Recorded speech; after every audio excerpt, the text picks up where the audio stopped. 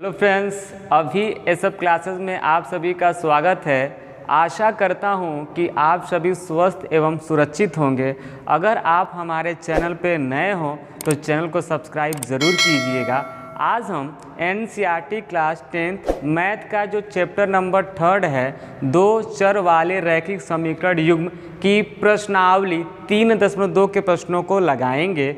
उन प्रश्नों को लगाने से पहले वो प्रश्न जिस मेथड पे लगाया जा रहा है, आइए पहले उस मेथड के कंसेप्ट को समझ लिया जाए, जिसकी सहायता से आप प्रश्नावली के सारे प्रश्नों को स्वयं ही लगा सकते हैं। ध्यान से देखिए, a1x plus b1y plus c1 बराबर 0, a2x plus b2y plus c2 बराबर 0, इन दोनों को क्या कहा जाता है?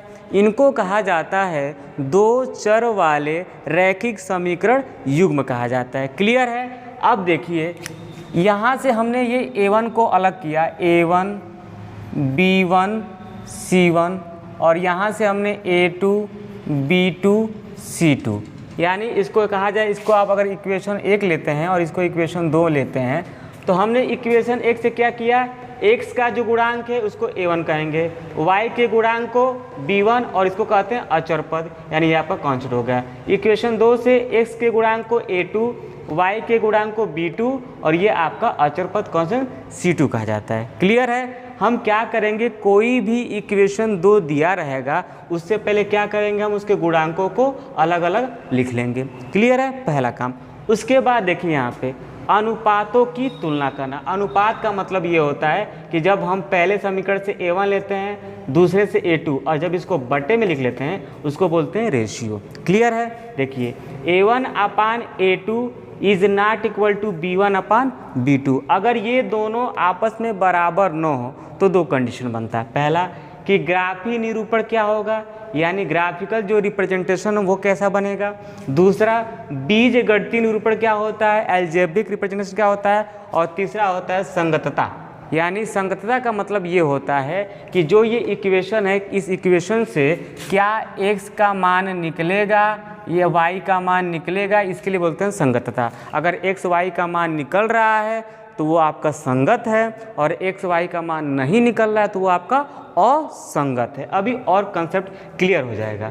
हमने क्या कहा, a1 upon a2 is not equal to b1 upon b2। अगर ये दोनों अनुपातों की तुलना आपस में बराबर नहीं है तो जो आपका ग्राफीय रूप बनेगा वो क्या होगा, प्रतिच्छेद करती हुई रेखाएं। इसका मतलब क्या होता है, आप हमारा प्रश्नावली 3.1 में जो प्रश्न बताए हैं उसमें आप लोग को समझाए होंगे कि ग्राफीय निरूपण में कैसे बनाया जाता है। अगर न भी समझ में आया हो तो आइए उसको दोबारा समझ लेते हैं। देखिए, ये आपका क्या होता है, चतुर्थांश होता है। ये आपका x अक्ष है, ये आपका y अक्ष है। दो इक्वेशन है तो दो रेखाएं बनेंगी।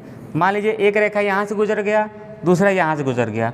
दोनों देखिए केवल एक बिंदु पे क्या कर रहे हैं, प्रतिच्छेद करते हैं। इसका मतलब ये होता है, प्रतिच्छेद करती हुई रेखा का मतलब क्या होता है कि दोनों रेखाएं एक दूसरे को प्रतिच्छेद करेंगे। इसी को कहा जाता है ग्राफीय निरूपण कहा जाता है। और बीजगणितीय निरूपण का मतलब क्या होता है, केवल एक हल या अद्वितीय यूनिक। इसका मतलब ये होता है कि जब हम मान निकालेंगे x और y का तो इसका कोई केवल एक ही मान आएगा। जैसे मान लीजिए x का मान 1 आ गया, y का मान 2 आ गया, तो x का मान 2, इसका क्या हो गया, हल निकल गया।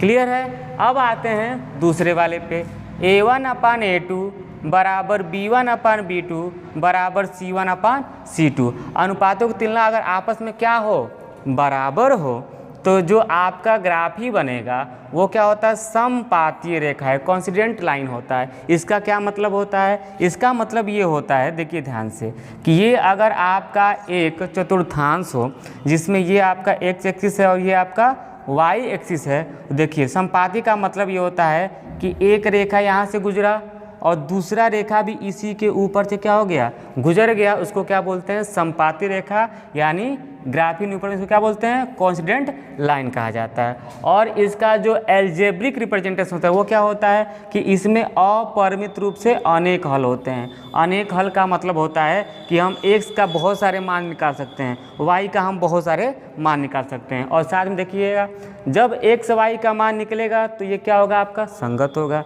इसमें भी x y के मान बहुत सारे निकल रहे हैं तो ये भी क्या हो जाएगा, आपका संगत हो जाएगा। थर्ड इसका रूप क्या होता है, a1 अपान a2 बराबर B1/B2 not equal to C1/C2। जब ऐसा रूप मिले तो वो क्या होता है, आपका समांतर रेखाएं होती हैं, यानी पैरेलल लाइन हो जाता है, जो कहा जाता है। देखिए इसको, ये आपका एक चतुर्थांश हो गया, एक रेखा यहाँ से गुजर गया और एक रेखा यहाँ से गुजरा, इसको क्या बोलते हैं हम लोग, समांतर कहा जाता है, पैरेलल कहा जाता है। और जब दोनों रेखा एक दूसरे को टच नहीं करेंगी तो इसका कोई भी हल नहीं निकलेगा, यानी x y का कोई मान नहीं आएगा। और जब कोई मान नहीं आएगा तो ये क्या हो जाएगा, आपका असंगत होगा।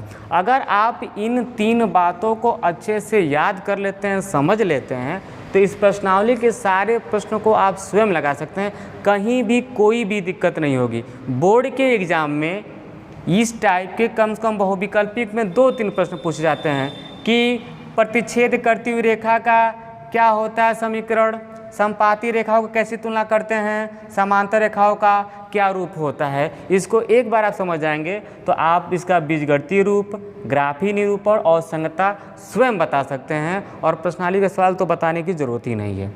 क्लियर है? आप इसका एक स्क्रीनशॉट लेके अच्छे से इसको याद कर सकते हैं। आइए प्रश्नावली के पहले प्रश्न को देखा जाए।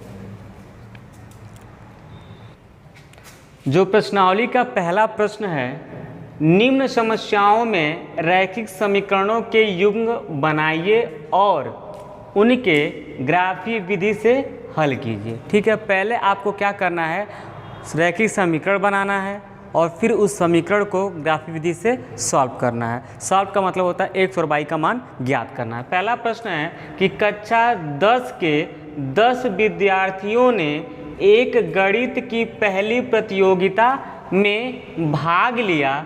यदि लड़कियों की संख्या लड़कों की संख्या से 4 अधिक हो तो प्रतियोगिता में भाग लिए लड़कों और लड़कियों की संख्या ज्ञात कीजिए। इस प्रश्न को ऐसे समझिए कि एक जो है विद्यालय में कक्षा 10 के जो है कुछ विद्यार्थी क्या करते हैं, भाग लेते हैं। विद्यार्थियों की संख्या हमको दे दिया कितना, 10। इसमें 10 में लड़के भी हैं और लड़कियां भी हैं, उनकी संख्या आपको क्या करना है, फाइंड करना है। क्लियर है? तो देखिए हमने क्या किया, माना लड़कों की संख्या x है तथा लड़कियों की संख्या y है। आप लड़कों को x मान सकते हैं या लड़कियों को भी x मान सकते हैं, वो आप स्वतंत्र हैं। क्लियर है? ये हमने मान लिया प्रश्नानुसार। जो प्रतियोगिता में भाग लिए हैं लड़कों और लड़कियों की संख्या का योग कितना है, 10 है, तो x + y बराबर क्या हो गया, 10। ये आपका इक्वेशन 1 बन गया, आपका ये आपका रैखिक समीकरण बन गया। दूसरा क्या कर रहे हैं, यहाँ ध्यान रखिए, लड़कियों की संख्या लड़कों की संख्या से 4 अधिक है। तो किससे अधिक है ये 4, लड़कों की संख्या से। लड़कों की संख्या का हमने क्या माना है, x माना है। उसमें हम 4 अधिक का मतलब होता है प्लस करना, कम का मतलब होता है माइनस करना। तो लड़कों की संख्या से अधिक है तो लड़कों की जितनी संख्या होगी उसमें 4 जोड़ देंगे तो जो हमको नई संख्या मिलेगी वो किसकी मिलेगी, लड़कियों की संख्या को। और लड़कियों की संख्या हमने क्या माना है, y माना है। ये आपका इक्वेशन नंबर 2 हो गया। क्लियर है? इसको कहा जाता है रैखिक समीकरण के युग्म। क्लियर है? ये हमने बना दिया रैखिक समीकरण के युग्म।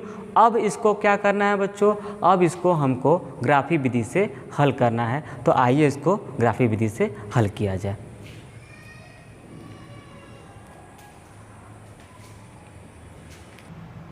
अब इसी को ग्राफी विधि से हल करना है। पहला हमने समीकरण बनाया x + y बराबर 10, दूसरा है x + 4 बराबर y। जब भी आपको 2 चर वाले रैखिक समीकरण को ग्राफी विधि से हल करना हो तो पहले हम प्रत्येक समीकरण के कम से कम 2 हल निकालते हैं। कम से कम, अधिक से अधिक आप जितना चाहें उतना हल निकाल सकते हैं। इसमें देखिए हमने 3 हल निकालना है। कैसे हल को निकालते हैं आइए उसको देखा जाए। समीकरण 1 है, इसमें आप x का जो मान आप चाहे रख सकते हैं, इसके लिए आप स्वतंत्र हैं। हमने x का मान 1, 2, 3 मान लिया है, तो हम जहाँ पर x है वहाँ 1 पर क्या रखेंगे, 1 रखेंगे। 1 को जब 10 में से घटाएंगे कितना आएगा, 9 आएगा। देखिए y का मान कितना आ गया, 9 आ गया। अब x का मान 2 रखेंगे, 2, देखिए x के जगह पर ही रखेंगे तो 2 + y बराबर 10। 2 को उठा के दूसरे पक्ष में तो प्लस का उल्टा माइनस होता है। 10 में से 2 घटाएंगे कितना आएगा, 8 आएगा। फिर हम 3 रखेंगे, 3 + y बराबर 10, तो y बराबर 3 - 7 हो जाएगा, तो 3/7। अब समीकरण 1 के हल क्या हो जाएंगे, 1 का मान 9, ऐसे 1,9, 2,8 और 3,7। हल का मतलब ये होता है कि अगर इनके मानों को यहाँ पे रखा जाए तो इनको जोड़ने पे कितना आना चाहिए, 10 आना चाहिए, वो उसका क्या होता है, हल होता है। क्लियर है। अब इसी तरह समीकरण 2 में आ जाइए, ये आपका समीकरण 2 है। समीकरण 2 में x बराबर जो चाहे वो मान, हमने 1, 2, 3 फिर ले लिया क्रम से रखने पर। तो देखिए अब यहाँ पे रखेंगे, x का मान 1 रखेंगे, 1 और 4 कितना होता है 5, y का मान कितना आ गया 5 आ गया। 2 रखेंगे, 2 और 4 6, y का मान 6 आ गया। 3 रखेंगे, 3 और 4 कितना 7, y का मान 7 आ गया। हल क्या हो गया 1,5, 2,6, 3,7। अब ये जो आपका हल है, इसी हल की सहायता से हम क्या करेंगे, इसको सॉल्व करेंगे। हम एक क्या बनाएंगे, क्वाड्रेंट बनाएंगे, चतुर्थांश। इसको बोलते हैं एक्स अक्ष, इसको बोलते हैं वाई अक्ष। इसमें एक्स के प्लस वाले को दिखाते हैं वैल्यू को, इधर माइनस वाले को दिखाते हैं।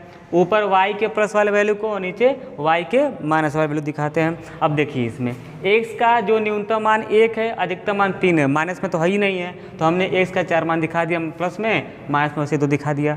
अब y में आएंगे तो y का अधिकतम मान कितना 9 है, इसमें भी देखिए कम है, तो हमने क्या किया y का प्लस में दिखा दिया 10 तक, और इधर आप 2 दिखा दिए क्योंकि माइनस में दिया नहीं है। अब देखिए पहला है 1,9, मतलब x का 1 और y पे 9 दिखाएंगे, तो x पे 1 यहाँ आता है और y पे 9 यहाँ आता है। आप जब ग्राफ की कापी लेंगे, उस ग्राफ पे कापी में ये लाइनिंग बनी रहती है सारा का सारा, आपको कुछ करना ही नहीं है, केवल उसके सामने टिक कर देना है कि ये 1,9 का है। अभी हम इसको ऐसे रफली बता रहे हैं कि आप देखिएगा, एक को सीधी रेखा लेके जाइए कहाँ तक, जहाँ पे 9 लिखा है, 9 को यहाँ देखिए, एक दूसरे को कहाँ पे टच करेंगे, इस बिंदु पे। इस बिंदु का नाम क्या हो जाएगा 1,9 हो जाएगा। इसी प्रकार 2,8, ये आपका 2 है और सीधे जाएंगे कहाँ तक 8 तक, 2,8।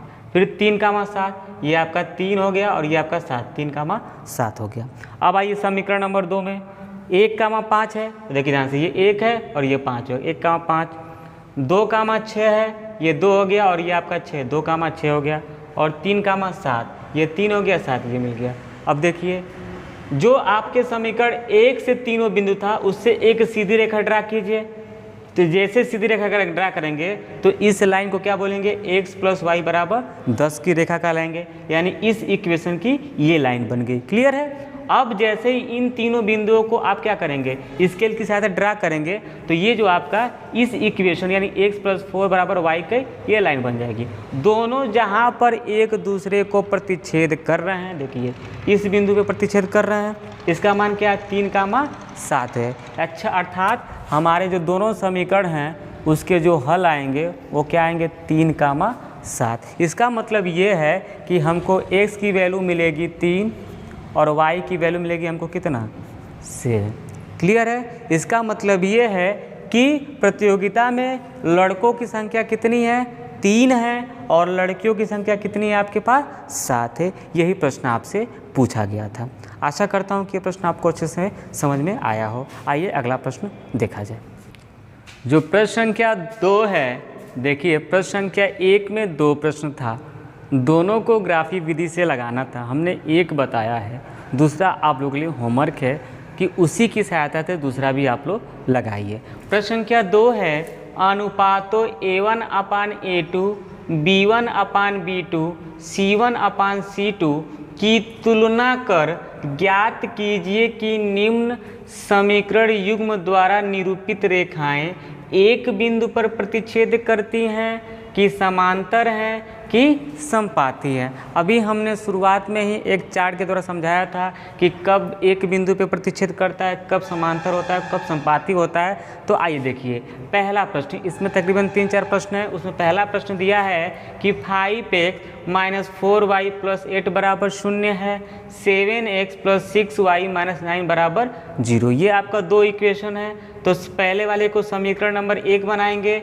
और दूसरे वाले को समीकरण नंबर 2 बनाएंगे। पहला काम, समीकरण 1 की तुलना a1x + b1y + c1 = 0 से करने पर, तो यहाँ से देखिए यहाँ भी x और यहाँ भी x है, तो दोनों के गुणांक मिलेंगे तो a1 बराबर कितना हो जाएगा 5।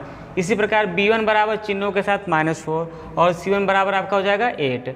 समीकरण 2 की तुलना समीकरण 2 ये है, a2x + b2y + c2 = 0 से करने पे देखिए a1 = 7, b2 = 6, c2 = -9 होगा। अब अनुपात लेंगे, अनुपात मतलब होता है a1/a2, 5/7, B1 अपन B2 माइनस 4 बटे में 6 है। आप चाहेंगे तो इसको काट सकते हैं, 2 से, ये 2 से कट गया, ये आपका 3 से कट जाएगा। क्लियर है? तो ये आपका बन जाएगा -2 बटे में 3 हो जाएगा।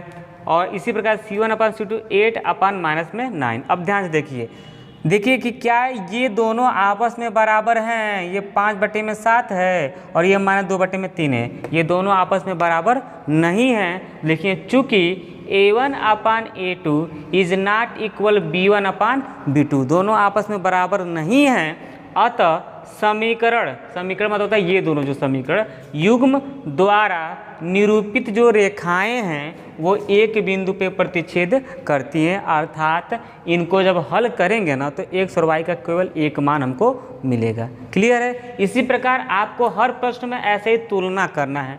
तुलना करके आप देखिए 3 कंडीशन बनेगा, या तो ये दोनों बराबर नहीं होंगे, या तो ये तीनों बराबर हो जाएंगे। यानी अगर 5/7 ये है तो ये भी 5/7 हो जाएगा और ये भी 5 बटे में 7 हो जाएगा। तब क्या बनेगा आपका? तब बनेगा आपका समपाती। या तो आपका ये दोनों बराबर हो जाए और ये अलग होगा, तब बनेगा आपका समांतर। क्लियर है? आशा करता हूँ कि आपको समझ में आया होगा। आइए प्रश्न संख्या 3 देखा जाए। जो प्रश्न संख्या 3 है, अनुपातों A1 upon A2, B1 upon B2, C1 अपान C2 की तुलना कर ज्ञात कीजिए कि निम्न रैखिक समीकरणों के युग्म संगत हैं या असंगत है। क्लियर है? कब संगत होता है, कब असंगत होता है? पहले जान लीजिए संगत असंगत क्या होता है कि जब हम रैखिक समीकरण युग्म को हल करते हैं और x y का मान निकल जाए तो संगत है, x y के मान न निकले तो असंगत है। क्लियर है? देखिए ये आपके 2 इक्वेशन है। पहले हम क्या करेंगे, जब भी इक्वेशन दिया हो तो राइट साइड हमेशा 0 होना चाहिए। 0 नहीं दिया है तो राइट साइड में जो भी आपका अंक है उसको उठाकर लेफ्ट साइड में लेकर चले जाइए। देखिए 3x + 2y और प्लस का उल्टा होता है -5 बराबर 0, इक्वेशन नंबर 1। इसी प्रकार 2x - 3y और जब 7 को लेकर उधर जाएंगे तो -7 बराबर 0, इक्वेशन नंबर 2। समीकरण 1 की तुलना a1x + b1y + c1 0 से करने पर a1 बराबर ये आपका 3 हो गया, b1 बराबर 2 हो गया और c1 बराबर -5 हो गया। इसी प्रकार समीकरण 2 की तुलना a2x + b2y + c2 बराबर 0 से करने पर a2 बराबर 2, b2 बराबर -3 और c2 बराबर -7 हो गया। अब क्या करेंगे, अनुपातों की तुलना करेंगे। a1 अपान a2 कितना है, 3 बटे में 2, देखिए यहाँ पे। b1 अपान b2 है 2 अपान -3, देखिए यहाँ पे। और c1 अपान c2 कितना है, -5 बटे -7। अब देखिए पहले सबसे पहले ये देखते हैं, 3 ही कंडीशन होता है, या तो संगत होगा या फिर संगत होगा या असंगत होगा। देखिए सबसे पहले देखते हैं क्या ये दोनों बराबर हैं कि नहीं है। ये 3 बटे में 2 है और ये 2 बटे में -3 बराबर नहीं हैं। लिखेंगे चूँकि a1 upon a2 is not equal b1 upon b2। जब ये दोनों बराबर नहीं हैं तो अगर इसका ग्राफी में उत्तर पूछा जाएगा, ग्राफी क्या बनेगा, तो आप कहेंगे कि ये एक बिंदु पे प्रतिच्छेद करता है। लेकिन पूछा गया कि ये संगत है कि असंगत है, तो ये आपका क्या है, आपका संगत है। क्लियर है? तीसरा, अगर मान लीजिए कि ये तीनों बराबर हो जाता, ये भी 3 बटे में 2, ये भी 3 बटे में 2 और ये भी 3 बटे 2, तो ग्राफी में क्या बनता आपका, ग्राफी में बनता कि ये आपका समपाती हो जाता। और जब ये समपाती होता तो ये क्या होता, फिर संगति हो जाता। या तीसरा क्या बनता, ये दोनों बराबर होते हैं और ये तीसरा बराबर नहीं होता तो समांतर होता, और समांतर में ये असंगत होता है। क्लियर है? इसमें 1-2 क्वेश्चन और हैं, उसको भी आप इसी की सहायता से लगा सकते हैं। आशा करता हूँ कि आज जो भी प्रश्न आपने पढ़ा वो आपको अच्छे से समझ में आया हो। इन प्रश्नों में कहीं भी आपको कोई भी डाउट आया हो तो उन डाउट को आप कमेंट बॉक्स में लिखकर पूछ सकते हैं। तब तक के लिए नमस्कार।